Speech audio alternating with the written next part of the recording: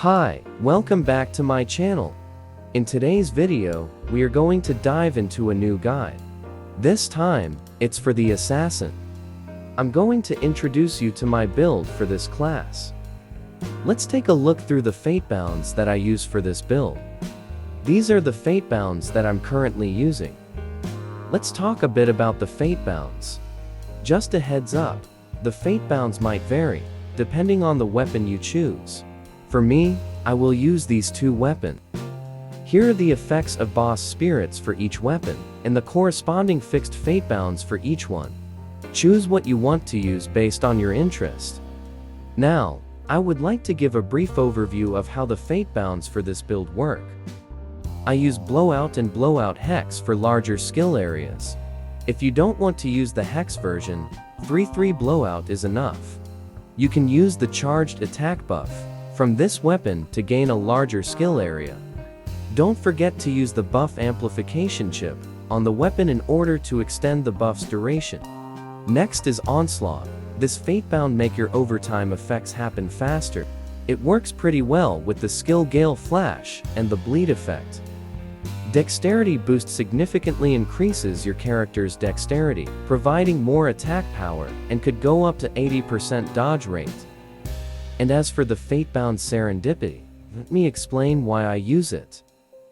Because I want to double the chances of triggering the bleed effect and other effects from the skills listed here. Another reason is that I can farm this fate-bound, along with my current equipment, on this map, which helps me save time. You can choose from one of these two fate-bounds to replace serendipity or any fate-bound that you want. The rest is up to you to decide. Let's move to the equipment needed for this build. The gear I choose mainly focuses on dexterity stats to maximize the damage and survivability. Let's take a quick look at the key items I'm using. Here is my current equipment set. Like I have mentioned before, most of my equipment can be farmed on this map. And for the weapon, you can get both of what I mentioned at the beginning of this video right here. For Archknight, you can find this boss every day from 6 AM to 18 PM on any difficulty. And the boss Black Archknight on heroic difficulty and above, every day from 18 PM to 20 PM.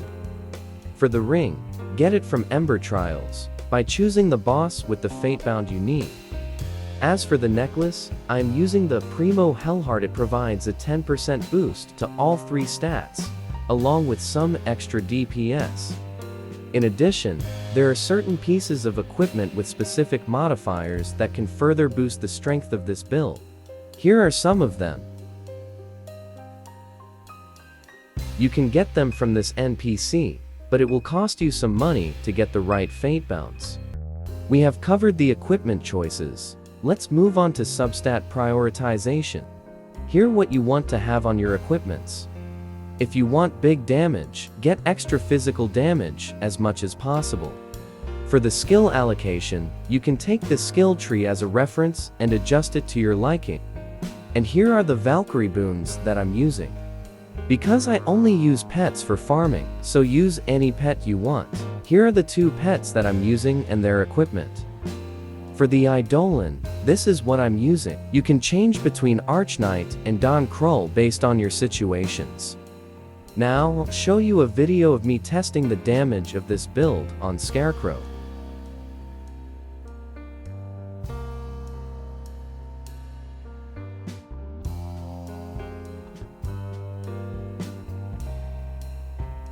So that is for the video.